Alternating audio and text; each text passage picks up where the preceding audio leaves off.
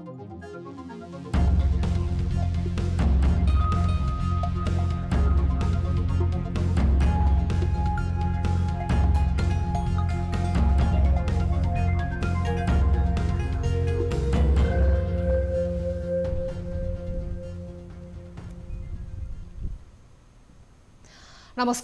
यो news 24 television prime time न्यूजमा स्वागत छ। भगवान गौतम बुद्धको जन्मभूमिमा बम र बारुदको आवाज र गन्ध स्वीकार्य थिएन। हत्या र हिंसा भगवान बुद्धको आदर्श र सन्देश विपरीत थिए। तर यही बुद्ध भूमिमा लामो समय बुद्धको वाणी विरुद्धको भाषाहरू बोलिए र व्यवहारहरू गरिए। संसारलाई शान्तिको सन्देश दिने भगवान बुद्धको अपमान हुने गरी हत्या र हिंसाको ताण्डव मचाइयो। तर जित शान्ति र सत्यकै हुन्छ भन्ने भगवान बुद्धको आशीर्वचनलाई सिरोपर गर्दै नेपालमा शान्तिको बिगुल फेरि एकपटक फुकिएको छ।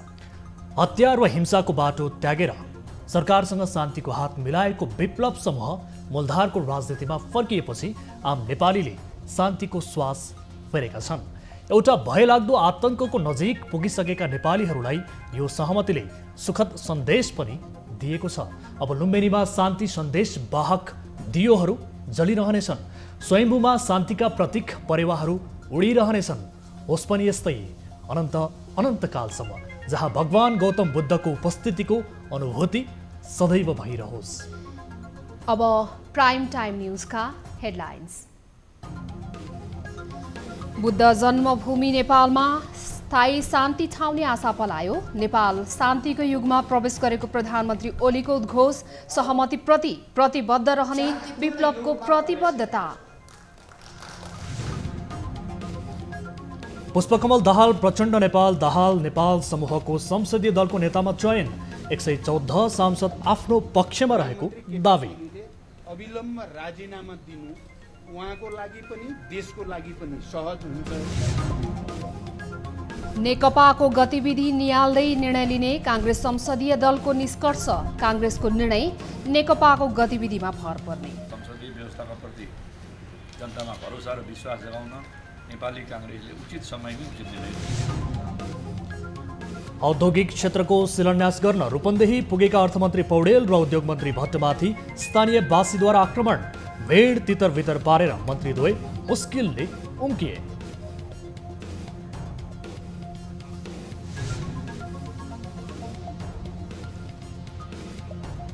र एकपटक प्रयोग भइसकेका औषधिजन्य वस्तु वीरगञ्जको सिमानाका क्षेत्रबाट तस्करी गरी पुनः प्रयोगमा ल्याइँदै स्वास्थ्य क्षेत्रमा गम्भीर सङ्कट निम्तने खतरा।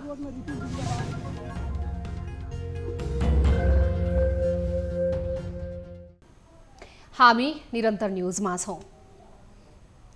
अन्ततः भगवान गौतम बुद्धको देश नेपालमा स्थायी शान्ति छाउने आशा पलाएको छ। विश्वभर शान्तिको बिगुल फुक्ने भगवान गौतम बुद्धले जन्म लिएको यो देश लामो समय हत्या र हिंसाको चपेटामा पर्यो। कैयौं नेपालीले अनाहकमा ज्यान गुमाए। रगतको खोलो धेरै बग्यो। तर अब बन्दुकको आवाज र बारुदको गन्धले विश्राम लिएको महसुस सर्वत्र गरिन थालिएको छ। पछिल्लो पटक हत्या र हिंसाको राजनीतिमा उत्रिएको नेकपा विप्लव समूह सरकारसँग शान्तिको हात मिलाउँदै मूलधारको राजनीतिमा फर्किएपछि नेपाली जनताले थप राहतको महसुस गर्दै गर्दा देशभर शान्तिका प्रतीक परेवा उडेको अनुभव गरिएको छ। एक रिपोर्ट। सम्माननीय प्रधानमन्त्री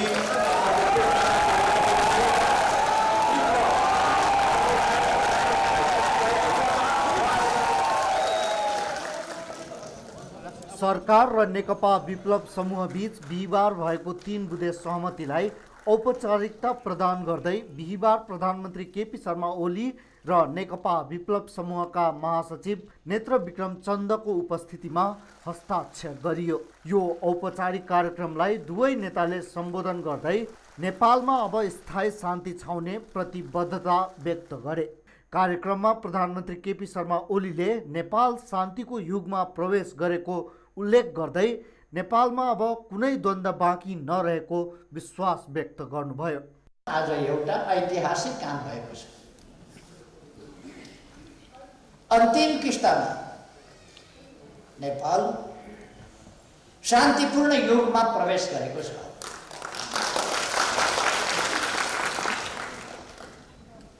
अब नेपालमा हिंसात्मक द्वन्द्व छैन। प्रधानमन्त्री ओलीले नेपाली जनताले शान्ति चाहेको र महासचिव विप्लवको शान्तिपूर्ण वातावरणमा आउने साहसिक कदमलाई राज्य र पार्टीको तर्फबाट हार्दिक धन्यवाद दिनुभएको थियो। महासचिव विप्लवको आन्दोलन फोर्स ल्यान्डिङ नभएर सेफ ल्यान्डिङ भएको पनि उहाँले बताउनुभयो। मलाई विश्वास छ यस राजनीतिमा पौडी खेल्न विप्लवलाई आउँछ।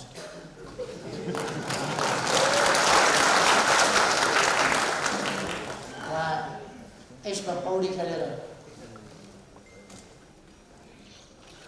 सफलताका साथ अगाडि बढ्नुहुनेछ मैले विश्वास लिएको छु र मैले सुरुमा पनि भने म उहाँलाई हार्दिक शुभकामना भन्न चाहन्छु सफलता। कार्यक्रमलाई सम्बोधन गर्दै नेपाल कम्युनिस्ट पार्टी विप्लव समूहका महासचिव नेत्र विक्रम चन्दले शहीदहरूको सपनालाई छिट्टै पूरा गर्ने दृढता व्यक्त गर्नुभएको छ। उहाँले सरकारसँग गरेको 3 बुँदे सहमतिमा नेपाल कम्युनिस्ट पार्टी प्रतिबद्ध रहने प्रतिबद्धता पनि व्यक्त गर्नुभयो। नेपाल देशलाई एउटा आत्मनिर्भर स्वाधीन र सुन्दर देश बनाउने हाम्रो सपना यो भित्र छ। यो भित्र देशमा दीर्घ शान्ति स्थिरता र नेपाली जनताको अहिलेसम्म पुरा नभएको समृद्धिको आकांक्षा नेपालका युवाहरूभित्र हुर्किएको एउटा समृद्ध जीवनको चाहना यो भित्र रहेको छ। त्यसैले यसलाई पुरा गर्नको लागि जसरी हामीले सम्पूर्ण क्षेत्रबाट एउटा सकारात्मक सहयोग प्राप्त गर्यौं हामी खुसी छौं र हामी धन्यवाद दिन चाहन्छौँ। महासचिव विप्लवले न्यायपूर्ण शान्तिपूर्ण समाज निर्माणका लागि आफूहरूले सङ्घर्ष गरेको बताउनुभयो। उहाँले सामाजिक रूपान्तरण, राज्यको रूपान्तरण र जीवनको रूपान्तरण अझै नपुगेको उल्लेख गर्दै अब नेपाली जनताको श्रममाथि उभिएर देश बनाउने प्रतिबद्धता पनि व्यक्त गर्नुभएको छ। हृदयदेखि हामी सबैलाई आग्रह गर्न चाहन्छौँ हामी तयार छौँ। कम्युनिस्टहरू मान्छे भन्छन् युद्धको अन्त्य कसैले गर्छ यो विश्वमा भने कम्युनिस्टले मात्रै गर्छ। कम्युनिस्ट जुन दिन विजय हुनेछ संसारमा सम्पूर्ण हतियार र युद्धको अन्त्य हुन्छ हाम्रो त्यो विश्वास छ।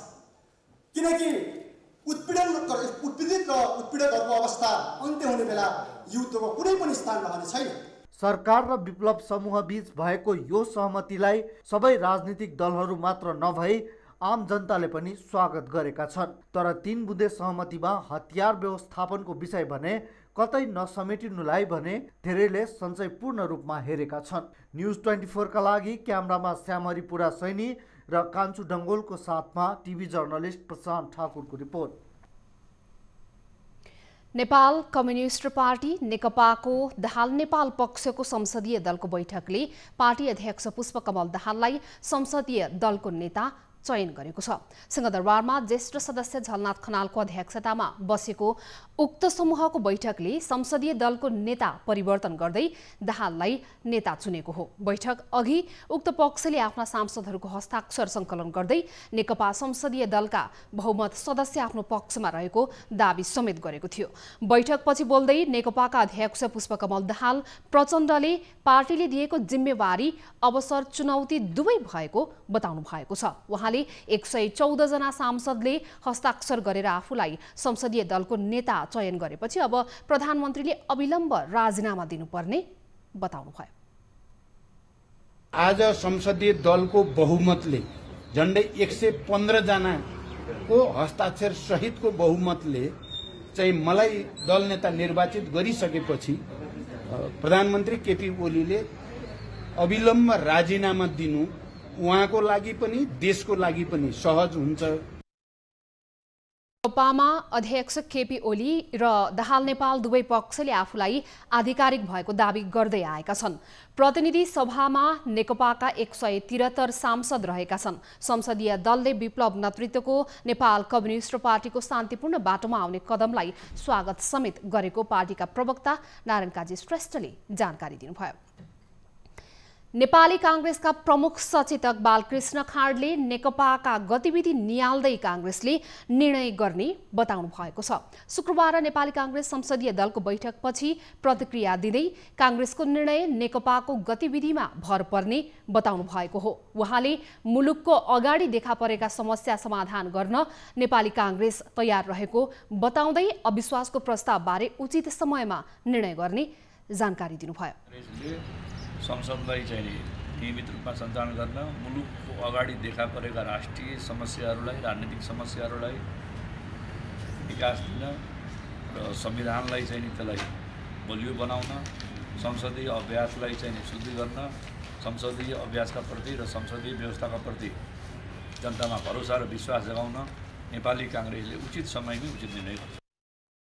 प्रमुख सचेतक खाँडले आम नेपाली नागरिकको जीवन रक्षाका लागि नेपाली कांग्रेस सधैँ लडिरहने बताउँदै कांग्रेसले संविधानको रक्षालाई महत्त्व दिएको चर्चा गर्नुभयो। खाँडले देशमा भएका विभिन्न समस्याको उचित व्यवस्थापन गर्न सरकारसँग माग गर्दै नेपाल भारत सीमा नाका सञ्चालन नहुँदा आवतजावतमा समस्या भएको बताउँदै चाँडो नाका सञ्चालन गर्न सरकारको ध्यानाकर्षण रहेको बताउनु भएको छ।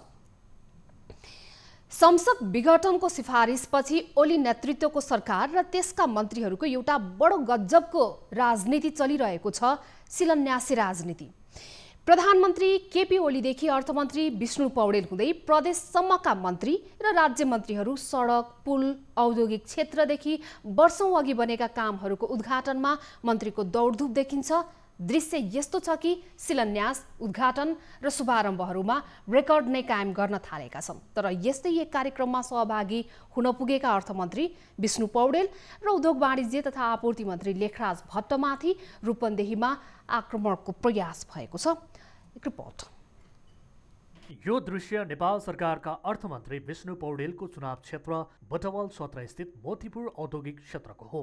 यहाँका जनताले विष्णु पौडेललाई हरेक चुनावमा भोट हाल्दै आएका थिए। बदलामा विष्णु पौडेलले लाल पूर्जा दिन्छु भने धेरै पटक आश्वासन देखाए। अघिल्लो चुनावको समयमा त भोट माग्दा विष्णु पौडेलले लाल पूर्जा सिरानीमा राखेर सुत्नुहोला भनेर झण्डै झण्डै लाल पूर्जा बनिसकेको उद्घोष गरेका थिए। तर जनताको नाममा लाल पूर्जा बन्न त परको कुरा, एकाएक 3 पुस्तादेखि जोत भोग गर्दै आएको जग्गा मोतीपुर औद्योगिक करिडोरको नाममा लाल पूर्जा बनेर आयो। सयौं भूमिहीन सुकुम्बासीको उठीवास लगाउने गरी मन्त्री पौडेलले मोतीपुर औद्योगिक क्षेत्रको नाममा लाल पूर्जा बनाएको स्थानीयहरू बताउँछन्। विद्यालयको जग्गा सार्वजनिक जनताको जग्गामा जनता यहाँ बसोबास गरेर 2036 साल 2027 सालदेखि बसेर जनताले गएर तिनलाई जनतालाई विस्थापित गरेर यहाँ हामी जनताले भन्छौँ उनीहरू त जे पनि गर्छन्, उनीहरू त नेता हुन्, उनीहरूले जहाँ पनि कमाएर खान्छन्, यहाँका जनताहरूले कहाँ लगेर उनीहरूले कमाएर खान्छन्। यसअघि 13 गते शिलान्यासको तयारी गरिएको मोतीपुर औद्योगिक क्षेत्रमा व्यापक विरोध भएपछि मन्त्री पौडेल पछि हटेका थिए। तर शुक्रबार कडा सुरक्षाका बीच पौडेल सो क्षेत्रमा पुग्दा त्यहाँका सबै स्थानीयवासीहरू हातमा ब्यानर, कालो झण्डा लिएर बगरभरि छरिएका थिए। रोप्ने खेतरा बगाएर यहाँ रानीगञ्ज आएर बुढालाई कमाउन पठाएका खाना परेको र हामीले बुढालाई यतिमा गएर गाडी बाँधेर खाना ढुङ्गा बोकेर बाँधेर बचाएको जग्गा आयो। अब यो जग्गामा त्यो बिग्नु पर्नु के अधिकार छ र? जब मन्त्री कार्यक्रम स्थलमा पुगे तब जनताहरू मुर्दाबादका नाराहरूले गुन्जयमान हुन थाल्यो। बालक, वृद्ध, वृद्धा, महिलाहरू मनभरि निराशाबोध र आँखाभरि आँसु लिएर आक्रोशित मोडमा थिए। मन्त्री पौडेलसँग बसेर छलफल गर्छौं भनिरहँदा समेत सुरक्षा फौजले जबरजस्त छेकेर जान नदिएपछि अगाडि बढ्न खोज्दा लाठीचार्ज समेत गर्यो। लाठीचार्जबाट केही स्थानीय घाइते भएपछि आन्दोलनले झन् उग्र रूप लियो। यता विष्णु पौडेलले बोल्दा बोल्दै महिलालाई समेत सुरक्षाकर्मीले हात हालेपछि भिडले ढुङ्गा वर्षाउन थाले। भिडबाट ढुङ्गाहरू मञ्चतिरै लक्षित भएपछि पौडेल मञ्च छोडेर हिँड्ने तयारी गरे। उताबाट लाइन काटियो। अतिथिहरूको भागाभाग्ने भयो। मञ्चको चारैतिर आगो लगाएर घेरा तोड्न प्रयास गरिरहेका स्थानीयलाई पौडेल समर्थितले ढुङ्गाले हान्न थालेपछि तितर बितर पारेर विष्णु पौडेल त्यहाँबाट भाग्न सफल भए। तर उनी चढेको गाडीभरि स्थानीयले ढुङ्गा वर्षाइरहेका थिए। इच्छा बिग्रेर चाहिँ होइन, अब यहाँ अब उहाँहरूको बल प्रयोग गरेर हामीलाई चाहिँ यहाँको जनतालाई चाहिँ उठीवास लगाउने जस्तो उहाँहरूको प्लानिङ भइरहेको छ। हाम्रो कोही पनि हाम्रो यहाँको जति पनि छ नि हामी यहाँ जति बुटोलवासी, हरिपुर, धन्दापुर, मोतीपुर लगायत यहाँको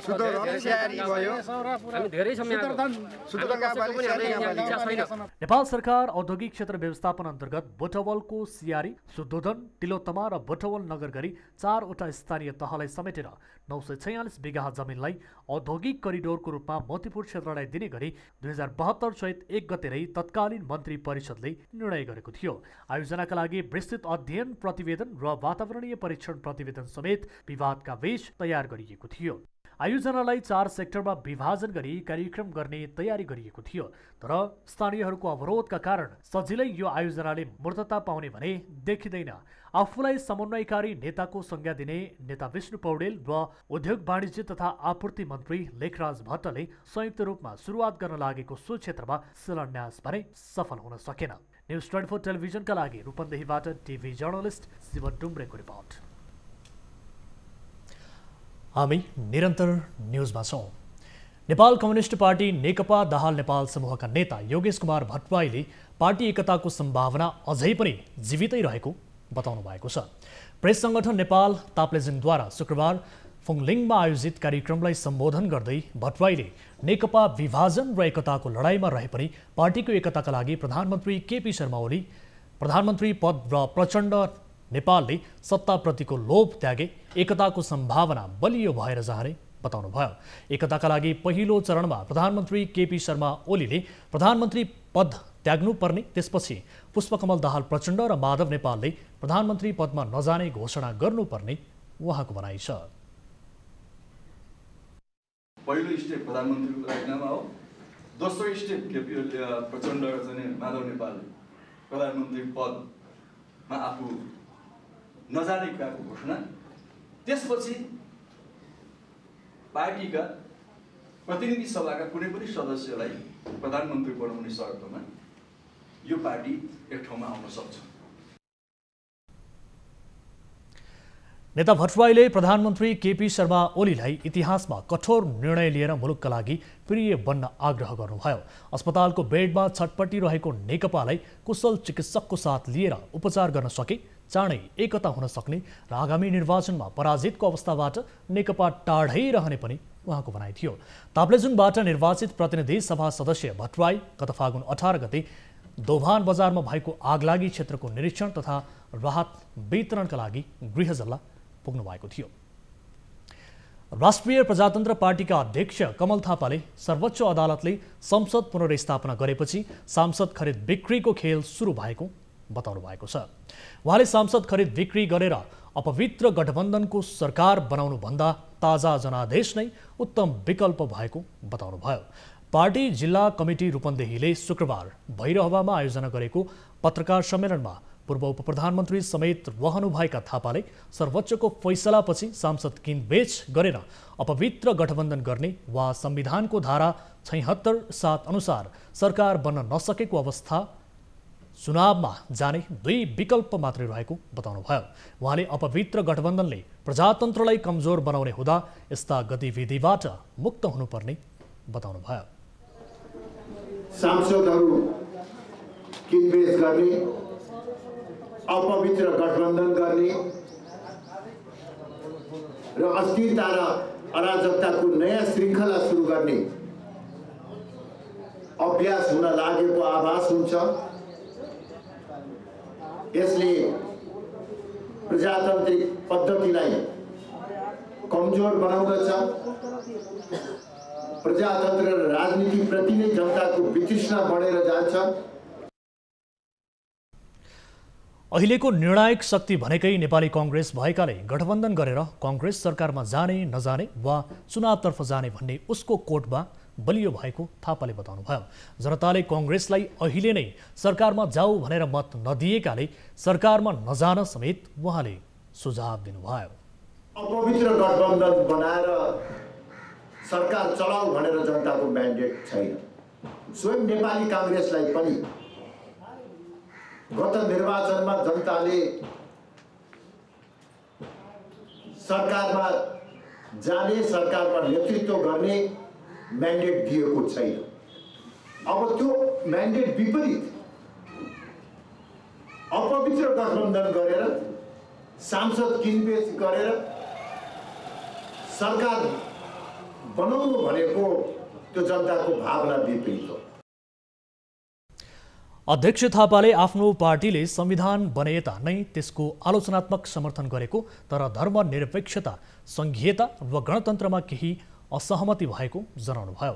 सरकार र नेकपा विप्लव समूह बीच भएको सहमति स्वागत योग्य भएको बताउँदै थापाले विप्लवले हिंसा परित्याग गरेर शान्तिपूर्ण राजनीतिमा आए पनि हतियार तत्काल बुझाउनु पर्ने आफ्नो पार्टीको धारणा रहेको जनाउनुभयो।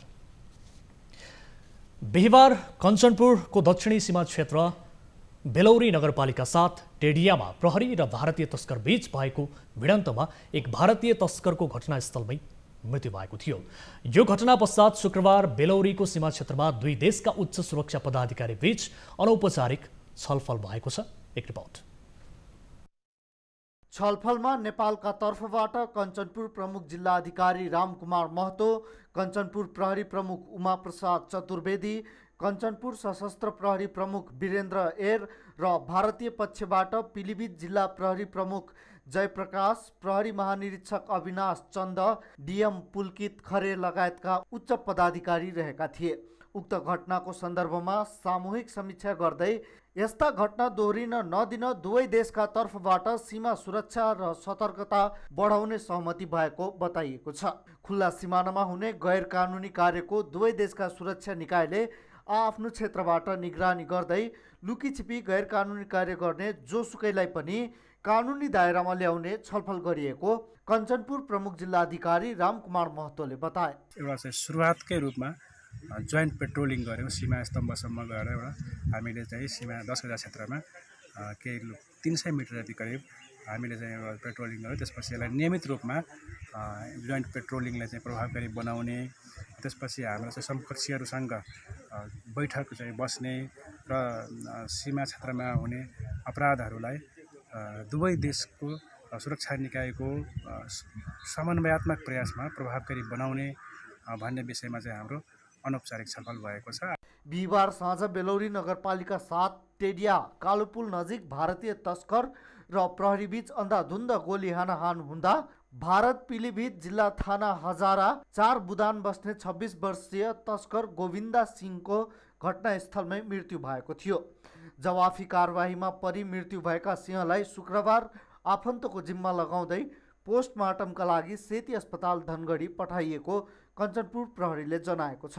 अर्का एक फरार घाइते तस्करको भारतको लखनऊमा उपचार भइरहेको छ।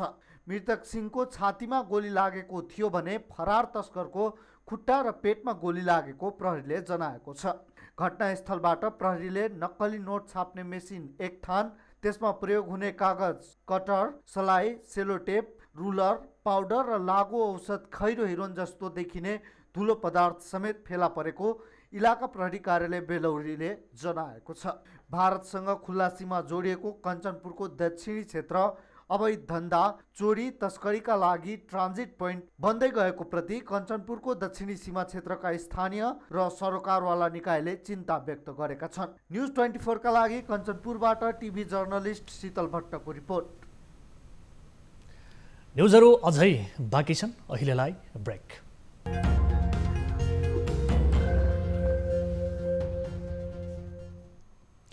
हामी निरन्तर न्युजमा छौं। नेपालमा पछिल्लो 24 घण्टामा थप 120 जना कोरोना संक्रमित थपिएका छन्। यो सँगै देशभर कोरोना संक्रमितको संख्या 2,74,608 पुगेको छ। पछिल्लो 24 घण्टामा 83 जना कोरोना संक्रमित संक्रमण मुक्त भएको स्वास्थ्य तथा जनसङ्ख्या मन्त्रालयले जनाएको छ। नेपालमा हालसम्म संक्रमण मुक्त हुनेको संख्या 2,70,766 पुगेको छ। हाल सक्रिय संक्रमितको संख्या 832 रहेको छ। गत 24 घण्टामा 6,143 PCR परीक्षण भएको छ। स्वास्थ्य मन्त्रालयका अनुसार पछिल्लो 24 घण्टामा कोरोनाबाट कसैको पनि मृत्यु भएको छैन। हाल कोरोनाबाट मृत्यु हुनेको संख्या 3,010 पुगेको छ। पछिल्लो 24 घण्टामा काठमाडौँ उपत्यकामा थप 58 जना कोरोना संक्रमित थपिएका छन्, जसअनुसार काठमाडौँका 46, ललितपुरका 5 र भक्तपुरका 7 जना संक्रमित थपिएका छन्। सामान्यतया औषधिजन्य पदार्थ एवं वस्तुहरू एकपटक प्रयोगमा आइसकेपछि त्यो दोहोर्याएर प्रयोग गर्न पाइँदैन। एउटा बिरामीमा प्रयोग भइसकेका यस्ता पदार्थहरू कि नष्ट गर्ने गरिन्छ कि खाडल खनेर पुर्ने चलन छ। तर पर्साको सीमावर्ती बस्तीहरूमा यस्ता सामान नेपालबाट लगेर तस्करी गरी पुनः प्रयोगमा ल्याउने गरेको तथ्य फेला परेको छ। यो दोहोर्याएर प्रयोग गर्नेमा सीमावर्ती नेपाली नागरिक नै बढी छन् भने पुनः प्रयोगमा ल्याउनका लागि सफाई गर्नेहरू पनि नेपाली नागरिक नै छन्, जसले गर्दा उनीहरू गम्भीर रोगको संक्रमणमा पर्ने खतरा पनि बढेको छ। एक रिपोर्ट। नेपाल भारत सीमा क्षेत्रका नेपाली सीमावर्ती बस्तीहरूमा प्रयोग गरिएका औषधिजन्य प्लास्टिकका सामानहरूलाई पुनः प्रयोगमा ल्याउनका लागि सरसफाई गरेर तस्करी गर्ने गरिएको पाइएको छ। नेपाल भारत खुला सीमा जोडिएको वीरगञ्ज महानगरपालिका वडा नम्बर 16 नगवा स्थित सीमा क्षेत्रमा टिनको टहरा निर्माण गरी प्रयोग गरिएका औषधिजन्य प्लास्टिकका सामानहरूलाई सरसफाई गरेर भारततर्फ तस्करी गर्ने गरिएको हो। ये बाटे कि सारा हॉस्पिटल टेकू हॉस्पिटल के जितना पाइप बा बीमारी वाला पंजा बा सब यहाँ के कबाड़ वाला रखता, सब कचर के लड़का मुंह में लगावता। लड़का स्कूल में जितना हुआ पड़ता बगल में स्कूल बा, ये लोग अपना पैसा के चलते पूरा रोड में रिफिल बिगले बा। कबाड़ वाला लोग प्रदूषण कैले बा। देख ली पूरा कैसा रोड के यहाँ हालत बा। एगो आदमी स्वस्थ नहीं है, खाली कबाड़ वाला लोग यहाँ स्वस्थ बा। सारा लोग बीमार बा यहाँ के लोग। ये लोग के बाटे जो है भी पैसा झाड़ लोग बा, रोड में कचरा बिग दो बा। ये काम बा लोग के। बाहिरबाट संकलन गरेर ल्याइएका स्लाइन बोतलका पाइप पन्जा सिरिन्जहरूमा बिरामीको रगत लागेको र त्यही सामानहरूलाई गरिब असहाय परिवारका अनभिज्ञ सोझा साझा नागरिकहरूलाई काम गराउने भन्दै तस्करहरूले औषधिजन्य प्लास्टिकको पदार्थहरूलाई सरसफाई गर्न लगाउने गरेका छन्। सिरिन्ज सरसफाई गर्ने खास गरेर गरिब असहाय परिवारका वृद्ध महिलाहरू रहेका छन्। प्रयोग गरिएका औषधिजन्य प्लास्टिकका सामानहरू जताततै छरिएका कारण त्यसबाट त्यस बस्तीका आम नागरिकहरू पनि विभिन्न खाले रोगको शिकार हुने गरेका छन्। कबाड़ एरिया से बहुत दिक्कत बा। रात भर हल्ला हुडुम 50 गो ठेला वाला अगल बगल में गिरा के ले जात नहीं खेलो। इतना पुअर करता लोग कि हमने के बाल बच्चा मैंने घर से बाहर निकलल मुश्किल हो गई बा। बरसात में इतना न कचरा हो जाता, दिन भर इतना न ट्रक लिया के लगावता लोग, यो के चलते बहुत मैंने हमने के परेशानी बाटे। ये सब कचरा जाता अपने के इंडिया है से हिलावता लोग। ये लोग के फायदा बा आए थे के रहे वाला लोग इतना दिक्कत हो गई बा। अर्कोतर्फ भारततर्फ तस्करी गर्ने गरिएको ती औषधिजन्य सामानहरू पनि अधिकांश नेपाली नागरिकहरूमाथि नै पुनः प्रयोग हुने गरिएको छ। अध्ययन नै नगरी डाक्टर सहित नाम अङ्कित बोर्ड झुन्ड्याएर क्लिनिक खोलेर उपचारको साथसाथै शल्यक्रिया समेत गर्ने गरेका झोले डाक्टरहरूले ती सिरिन्ज पाइप र पन्जाहरूको प्रयोग गर्ने गरेका छन्। यसबारे पर्साका प्रशासनदेखि स्थानीय निकायका प्रतिनिधिहरू पनि अनभिज्ञ छन् कि जानी छुट दिएका छन् त्यो बुझ्न सकिएको छैन। सर्लाहीको ब्रह्मपुरी गाउँपालिकाको त्रिभुवन नगरदेखि फुलजोर जोड्ने सडक जीर्ण हुँदा स्थानीयवासी शास्ति खेप्न बाध्य भएका छन्। सडकका कारण 1 दर्जन भन्दा बढी गाउँका स्थानीयवासीको हरिबिजोग भएको छ। घाम लाग्दा धुलाम्मे र पानी पर्दा हिलाम्मे हुने यो सडक सुविधा भन्दा बढी शास्ति दिएको छ। सडक मर्मत नहुँदा दुर्घटनाको जोखिम पनि त्यत्तिकै बढ्दो छ। एक रिपोर्ट। सर्लाहीमा सडक जीर्ण हुँदा दिनदिनै सवारी दुर्घटनामा वृद्धि भइरहेको स्थानीयको गुनासो छ। ठेकेदारले सडक नबनाउँदा घरबाट निस्कदा जताततै धुलो र पानी परेको बेला हिलो हुने गरेको स्थानीयको दुखेसो छ। सडक जीर्ण हुँदा दिनहुँ सवारी दुर्घटना हुने, मोटरसाइकल लड्ने र गाई बाख्रा ठोक्किने जस्तो समस्या उत्पन्न भएको स्थानीयहरू बताउँछन्। सडक मापदण्ड भित्र परेको स्थानीयले आफ्नै घरबार समेत भत्काएका छन्।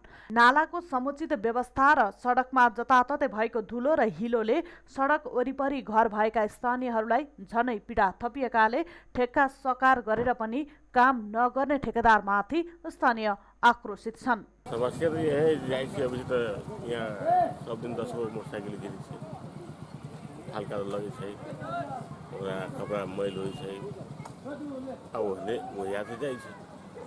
समस्या तो है अब जाबे हल्का देवा खाए में तूफान है। कैसी रोड न बनने के चाहिए, धीरे धीरे माने बिल हमरा कमाई होल जति भे गेले, अगर जनता सबके दशा लगैले है। सडक कालोपत्र गर्न सरकारले त्रिभुवन नगरदेखि पूर्व पश्चिम राजमार्ग फुलजोरसम्म 21 डिसेम्बर 2017 मै टुण्डी आशिष सन्तोषी जेवीलाई ठेक्का लगाएको थियो।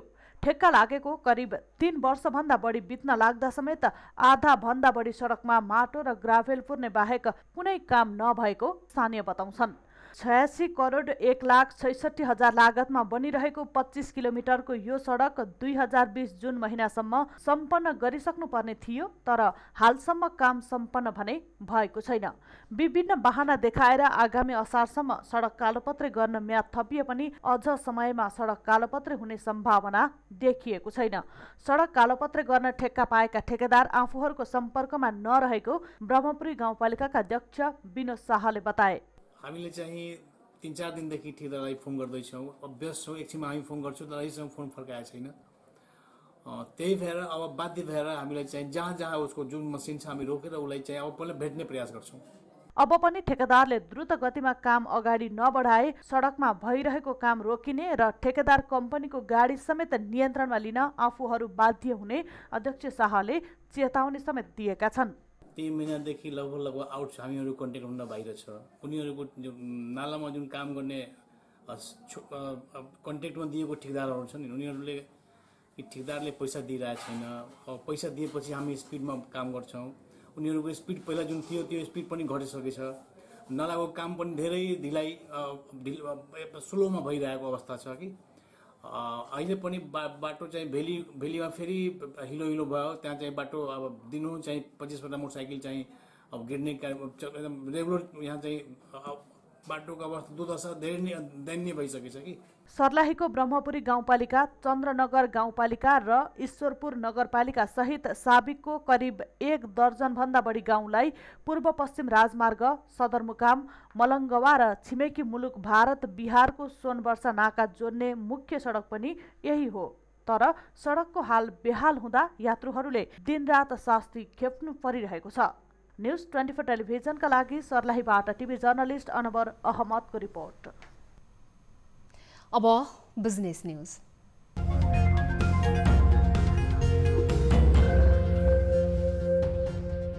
राष्ट्रपति विद्या भण्डारीले नेपाल उद्योग परिसंघले अघि सारेको मेक इन नेपाल स्वदेशी अभियानलाई प्रभावकारी बनाई स्वदेशी उद्यमशीलतामा जोड दिनु भएको छ। शुक्रबार राष्ट्रपति कार्यालय शीतल निवासमा आयोजित छलफल कार्यक्रममा राष्ट्रपति भण्डारीले स्वदेशी उत्पादनको विकासमा निजी क्षेत्रको लगानीलाई प्रोत्साहन गर्नुपर्ने धारणा राख्नुभयो। राष्ट्रपति भण्डारीले परिसंघले अघि सारेको अभियानलाई सफल बनाउन नेतृत्व वर्गबाट राष्ट्रिय दृष्टिकोण र वैचारिक स्पष्टता हुनुपर्ने बताउनु भएको छ। नेपाल उद्योग परिसंघका अध्यक्ष सतीश कुमार मोडले परिसंघले मेक इन नेपालको अवधारणा अगाडि सारेको उल्लेख गर्दै आम जनताको सोचमा परिवर्तन ल्याई स्वदेशी उत्पादनमा प्राथमिकता दिएको बताउनुभयो। परिसंघका वरिष्ठ उपाध्यक्ष विष्णु कुमार अग्रवालले स्वदेशी अभियान र परिसंघको अवधारणा प्रस्तुत गर्नुभएको थियो। परिसंघका निवर्तमान अध्यक्ष हरिभक्त शर्माले परिसंघले अगाडि सारेको यस अवधारणालाई सरकारले स्वामित्व बोध गरी औद्योगिक वातावरण सृजना गर्नका लागि सघाउनु पर्ने बताउनुभयो। परिसंघका प्रमुख आर्थिक सल्लाहकार डाक्टर विश्व पौडेलले मेक इन नेपालको अवधारणालाई प्रस्तुत गर्दै यस अभियानले हरेक वर्ष 1000 उद्योग सञ्चालनमा ल्याउने लक्ष्य लिएको जानकारी दिनुभयो। यस अभियानमा कुल गृहस्थ उत्पादनमा सन् 2025 सम्ममा 22% र 2030 सम्ममा 26% योगदान पुर्याउने लक्ष्यको साथ हरेक वर्ष 1.5 लाख औद्योगिक रोजगारी सृजना गर्नुको साथै 5 वर्षमा वार्षिक निर्यात 4.3 अर्ब डलर पुर्याउने लक्ष्य लिएको छ। सुनको भाउ लगातार ओह्रालो लाग्ने क्रम रहेको छ। शुक्रबार बिहान सुनको मूल्यमा गिरावट आएको छ। बिहीबारका तुलनामा शुक्रबार 900 रुपैयाँ सस्तो हुँदा प्रतितोला 85,600 रुपैयाँ भएको छ।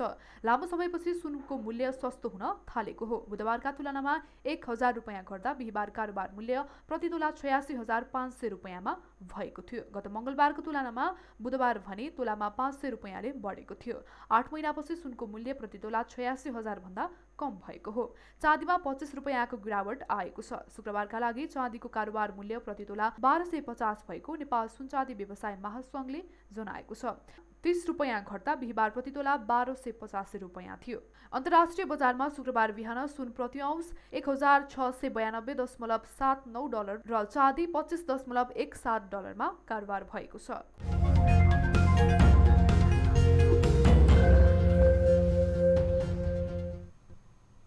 हामीसँग न्युजहरू अझै बाँकी छन्, अहिलेलाई ब्रेक।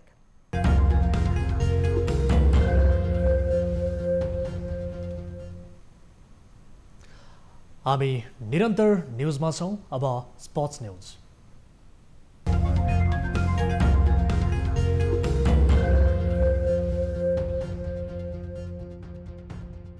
काठमाडौँमा जारी शहीद स्मारक बी डिभिजन लिग फुटबलमा साधुबाटोले बाँसबारी क्लबलाई 4-1 गोल अन्तरले पराजित गरेको छ। शुक्रबार एन्फा कम्प्लेक्स साधुबाटोमा भएको खेलमा शीर्ष स्थानको साधुबाटो युथ क्लबले बाँसबारीलाई हराउँदै सहज जित निकालेको हो। खेलमा साधुबाटोले 1 गोल आत्मघाती उपहार पाएको थियो। साधुबाटोको जितमा असीम राई, प्रवेश बस्नेत र दिनेश राईले 1-1 गोल गरे। खेलको 19औं मिनेटमा असीमको गोलबाट साधुबाटोले अग्रता लिएको थियो। पहिलो हाफको इन्जुरी समयमा अमृतले आत्मघाती गोल गरेपछि पहिलो हाफमा साधुबाटोले 2-0 को अग्रता लिएको थियो। खेलको 54औं मिनेटमा प्रवेशले गोल गर्दै साधुबाटोको अग्रता तीव्र बनाएका थिए। खेलको 63औं मिनेटमा दिनेशले गोल गर्दा साधुबाटो 4-0 ले अघि रह्यो।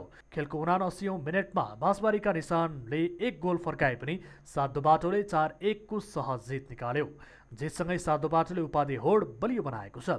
बाँसबारीका अमृत श्रेष्ठले आत्मघाती गोल गर्दा निशान सुनारले 1 गोल फर्काएका थिए।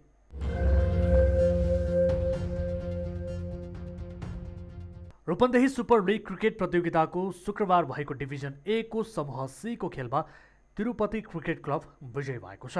भैरहवा स्थित सिद्धार्थ रङ्गशालामा जारी तिलोत्तमा क्रिकेट क्लब 2 विकेटले पराजित भएको हो। टस हारेर ब्याटिङको निम्ति पाएको तिलोत्तमा निर्धारित 50 ओभरको खेलमा 29 ओभर 5 बलमा सबै विकेट गुमाउँदै 87 रनमै समेटियो। उसका लागि मनोज सुनारले 18, अनिल खत्रीले नट आउट 15 र विकल छेत्रीले 11 रन बनाए पनि अन्य ब्याट्सम्यानले दोहोरो अङ्क भने जोड्न सकेनन्। बलिङमा तिरुपतिका विपिन न्यौपानेले 8 ओभरमा 36 रन खर्चेर 4 विकेट लिए। यस्तै बसिर अहमदले 3 तथा तुलबहादुर थापा र प्रदीप जयसवालले समान 1-1 विकेट लिए। जवाफी ब्याटिङ गरेको तिरुपतिले 17 ओभर 5 बलमा 8 विकेटको क्षतिमा 91 रन बनाउँदै जित निकाल्यो। उसको जितमा तुलबहादुर थापाले नट आउट 40 र विवेक न्यौपानेले 11 रन बनाए। बलिङमा तिलोत्तमाका विष्णु कटरिया र कृष्ण पराजुलीले समान 3-3 विकेट तथा एम बहादुर छेत्रीले 2 विकेट लिए। तिरुपतिका Vipin Neupane man of the match घोषित भए। शनिबार डिभिजन ए को लुम्बिनी खुकुरी क्रिकेट क्लब र सोइना मैना क्रिकेट क्लब बीच प्रतिस्पर्धा हुने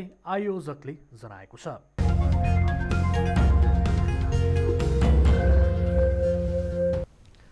अब विद्या बस्नेतका साथमा फटाफट न्यूज।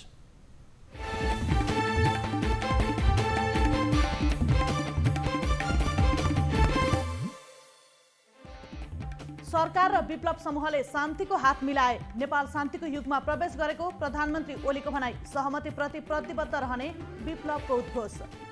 नेकपा प्रचण्ड माधव समूहको संसदीय दलको नेतामा प्रचण्ड चयन। 114 जना सांसद आफ्ना पक्षमा रहेको दाबी। निर्वाचन आयोगलाई प्रचण्ड माधव समूहको निवेदन। नेकपाको आधिकारिकता विवाद अविलम्ब निरूपण गरिदिन आग्रह। सर्वोच्चले संसद पुनर्स्थापना गरेपछि सांसद खरिद बिक्रीको खेल सुरु भएको कमल थापाको भनाई। ताजा जनादेशमा जानु नै उत्तम विकल्प भएको ठहर। नेकपा एकताको सम्भावना जीवितै रहेको योगेश भट्टराईको विश्वास। ओलीले पद र प्रचण्ड माधवले स्वार्थ त्यागे पार्टी एकता हुन सक्ने भट्टराईको निष्कर्ष। उद्योगी व्यवसायको जायज मागहरू सम्बोधन गर्न सरकार तयार रहेको अर्थमन्त्री विष्णु पौडेलको भनाई। विद्युत डिमान्ड शुल्क छुटको दायरालाई व्यापक बनाइने। विप्लव नेतृत्वको नेकपा माथिको प्रतिबन्ध फुकुवा गरेसँगै पक्राउ गरिएका नेता कार्यकर्ता रिहा गर्न गृह मन्त्रालयको निर्देशन। सबैको मुद्दा सरकारी वकिल कार्यालयमा बुझाएर छाड्ने तयारी। हेटौँडाबाट रु 50,000 रकम सहित एक व्यक्ति रङ्गे हात पक्राउ। पक्राउ पर्नेमा बागमती प्रदेश पर्यटन विकास आयोजनाका सब इन्जिनियर नेत्र लामिछाने। पछिल्लो 24 घण्टामा 6,143 जनाको PCR परीक्षण गर्दा मुलुकमा 120 जना कोरोना संक्रमित थपिए। 83 जना संक्रमित निको। रोल्पामा घरमा लुकाएर राखेको 5 किलो 100 ग्राम अफिम सहित 2 जना पक्राउ। पक्राउ पर्नेमा 38 वर्षीय रामधन बुढा र 26 वर्षीय सुकुलाल भर्ती। 12 प्रहरीद्वारा मानव बेचबिखन मुद्दाका फरार अभियुक्त 14 वर्षपछि पक्राउ। पक्राउ पर्नेमा बाराको साबिक नरही गाविस 9 बेलाही टोल बस्ने जगदीश दास। नेपाल सरकार र विप्लव नेतृत्वको नेपाल कम्युनिस्ट पार्टीबीच 3 बुँदे सहमतिमा हस्ताक्षर। देशको राजनीतिक समस्याहरू दुवै पक्षले वार्ता र संवादबाट समाधान गर्ने। नागढुङ्गाबाट 22 तोला सुन सहित एक भारतीय नागरिक पक्राउ। पक्राउ पर्नेमा नकुवारा जनदारा हाउडा घर भएका 31 वर्षीय तपस सस्मल। गुल्मीमा सम्झनाको हत्या आरोपमा 47 वर्षीय लालबहादुर खत्रीलाई पक्राउ गरी सार्वजनिक गरियो। अभियुक्त पक्राउ परेपछि सम्झना बोहराका आफन्तले बुझे सब। महानगरीय प्रहरी परिसर काठमाडौँले ताहाचल स्थित प्लाटिनम होटेलबाट अवैध रूपमा क्यासिनो खेलाउने र खेल्ने गरी 10 जना पक्राउ। रु 22,96,000 रकम समेत बरामद। नेपाल विद्युत प्राधिकरण धनुषा नो लाइटका सुपरभाइजर सहित 4 जना विरुद्ध भ्रष्टाचार मुद्दा दायर। नयाँ मिटर जडान गर्ने क्रममा सेवाग्राहीसँग घुस मागेको आरोप। सर्लाहीको चन्द्रनगर गाउँपालिका सार्न खोज्दा स्थानीयको विरोध। भिड नियन्त्रण गर्न सुरक्षाकर्मीबाट 17 राउन्ड अश्रु ग्यास प्रहार। म्यानमारमा भएको नरसंहारको विरोध गर्दै नेपालमा पनि नागरिक अगुवाहरूले गरे प्रदर्शन। म्यानमारका नागरिकप्रति ऐक्यबद्धता। आज सुनको भाउ तोलामा 900 रुपैयाँले घट्यो। सुन प्रति तोला 85,600 रुपैयाँ हुँदा चाँदी पनि तोलामा 35 रुपैयाँले घटेर प्रति तोला 1250 रुपैयाँमा कारोबार। शहीद स्मारक बी डिभिजन लिग फुटबलमा 7 दोबाटो युथ क्लबको सहज जित। बाँसबारी क्लब 4-1 गोल अन्तरले पराजित। तेजाब आक्रमण अन्त्यका लागि मुस्कान खातुनले पाइन् अमेरिकी विदेश मन्त्रालयको अवार्ड। आगामी फागुन 24 गते प्रदान गरिने। टर्कीमा सेनाको हेलिकप्टर दुर्घटना हुँदा 11 जनाको मृत्यु, 2 जना घाइते। मृत्यु हुने मध्ये सेनाका उच्च अधिकारी समेत। म्यानमारमा सेनाले सत्ता सम्हालेदेखि हालसम्म 54 को मृत्यु। प्रदर्शनकारीमाथि सेनाको दमन जारी। दमनको संयुक्त राष्ट्रसङ्घद्वारा आलोचना। र अमेरिकामा ट्रम्प समर्थकले प्रदर्शन गर्ने भएपछि वाशिङटनको सुरक्षा व्यवस्था कडा। संसद बैठक स्थगित।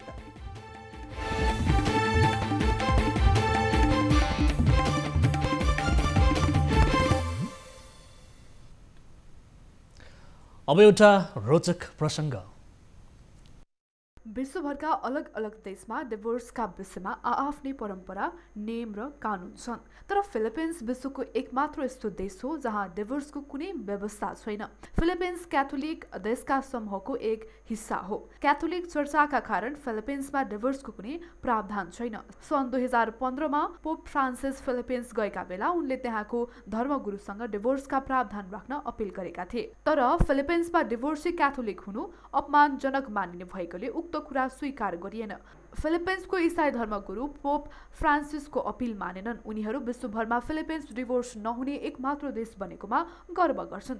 फिलिपिन्समा डिभोर्सको प्रतिबन्ध केवल इसाईहरूमा मात्र छ। त्यहाँ बसोबास गर्दै आएका 7% इस्लाम समुदायले भने आफ्नो धार्मिकता अनुसार डिभोर्स गर्दै आएको छ। अब प्राइम टाइम न्यूज सक्नु अघि हेडलाइन्स पुनः एकपटक। बुद्ध जन्मभूमि नेपालमा स्थायी शान्ति छाउने आशा पलायो। नेपाल शान्तिको युगमा प्रवेश गरेको प्रधानमन्त्री ओलीको उद्घोष। सहमतिप्रति प्रतिबद्ध रहने विप्लवको प्रतिबद्धता। शान्तिपूर्ण युगमा प्रवेश गरेको छ। पुष्पकमल दाहाल प्रचण्ड नेकपा दाहाल नेपाल समूहको संसदीय दलको नेतामा चयन। 114 सांसद आफ्नो पक्षमा रहेको दाबी। अविलम्ब राजीनामा दिनु उहाँको लागि पनि देशको लागि पनि सहज हुन्छ। नेकपाको गतिविधि नियाल्दै निर्णय लिने कांग्रेस संसदीय दलको निष्कर्ष। कांग्रेसको निर्णय नेकपाको गतिविधिमा भर पर्ने। संसदीय व्यवस्थाका प्रति जनतामा भरोसा र विश्वास जगाउन नेपाली कांग्रेसले उचित समयमै उचित निर्णय लियो। औद्योगिक क्षेत्रको शिलान्यास गर्न रूपन्देही पुगेका अर्थमन्त्री पौडेल र उद्योग मन्त्री भट्टमाथि स्थानीयवासीद्वारा आक्रमण। भिड तितर बितर पारेर मन्त्रीद्वय मुस्किलले उम्किए।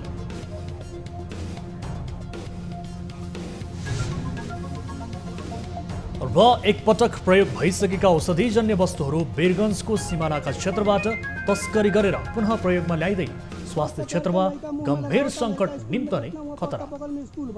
ये लोग अपना पैसा के चलते पूरा रोड में रिपीट।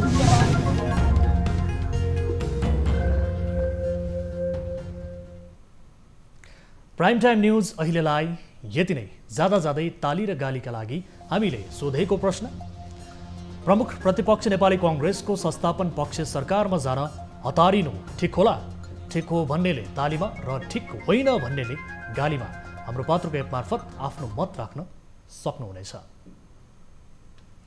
थप न्यूजका लागि हाम्रो वेबसाइट www.news24nepal.com हेर्नुहोला। साथै हामीलाई फेसबुक, ट्विटर र युट्युबमा पनि फलो गर्न सक्नुहुनेछ।